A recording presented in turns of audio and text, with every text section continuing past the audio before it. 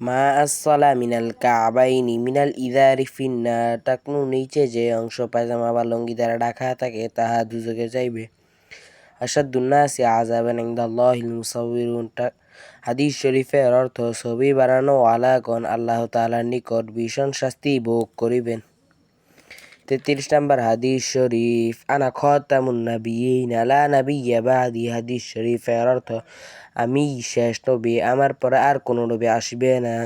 34 নম্বর হাদিস শরীফ, মান সাতারা মুসলিমান সাতারাল্লাহু ফিদ দুনিয়া ওয়াল আখির।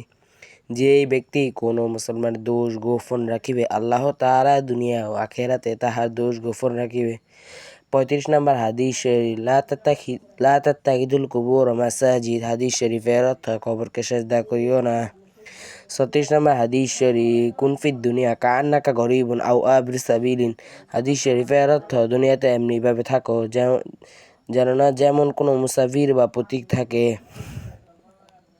37 নম্বর হাদিস শরীফ, ইন্নাল উলামা ওয়ারাসাতুল আম্বিয়া। হাদিস শরীফের অর্থ আলেমগণই পয়গম্বরের ওয়ারিস।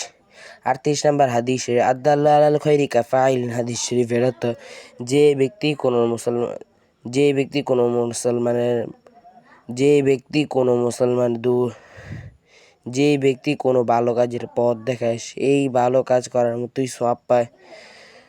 39 নম্বর হাদিস শরীফ, জিনাল আইনিন নাজরু। হাদিস শরীফের অর্থ চোখের জেনা হইল দেখা। 40 নম্বর হাদিস শরীফ, মাইয়ুহরামুর রিফক ওয়া ইউহরামুল খাইর। হাদিস শরীফের অর্থ যে নম্রতা থেকে বঞ্চিত সে কল্যাণ থেকে বঞ্চিত।